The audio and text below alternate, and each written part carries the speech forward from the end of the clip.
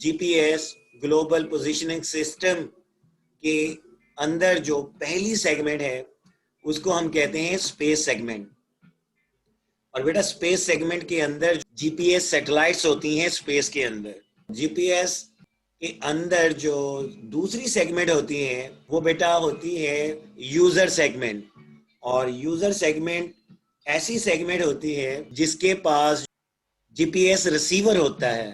बेटा space segment के अंदर जो सैटेलाइट्स हैं वो क्या करती हैं, जीपीएस सिग्नल को सेंड करती हैं जमीन के ऊपर, और जीपीएस रिसीवर का काम होता है जीपीएस सिग्नल को रिसीव करना जो कि जीपीएस सैटेलाइट ने जमीन पर भेजा होता है। यूजर सेगमेंट के अंदर कोई भी चीज हो सकती है, कोई जगह हो सकती है, कोई इंसान हो सकता है, कोई फौजी हो सकता है, कोई आम इंसान हो सकता है, या कोई गाड़ी हो सकती है जिसके पास जीपीएस रिसीवर होना जरूरी होता है, तो वो यूजर सेगमेंट कहलाता है।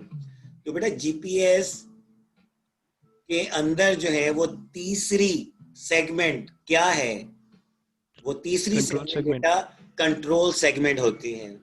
और कंट्रोल सेगमेंट के अंदर टोटल 6 स्टेशंस होते हैं जो कि जमीन के ऊपर हैं, और इन 6 स्टेशन में से एक स्टेशन का नाम मास्टर स्टेशन है, जबकि बकिया 5 स्टेशंस को हम मॉनिटर स्टेशंस कहते हैं।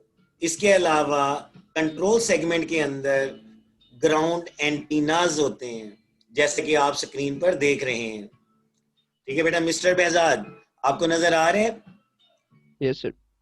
बेटा कंट्रोल सेगमेंट के अंदर जमीन के ऊपर टोटल 6 स्टेशन होते हैं, और उनमें से एक स्टेशन का नाम मास्टर स्टेशन है, जबकि 5 स्टेशंस का नाम मॉनिटर स्टेशन है। जमीन के ऊपर कंट्रोल सेगमेंट के अंदर ग्राउंड एंटीनाज आते हैं। अब बेटा मिस्टर बेहजाद, यहाँ पर बहुत इंपॉर्टेंट जो बात है, ये तीनों सेगमेंट्स कैसे काम करती हैं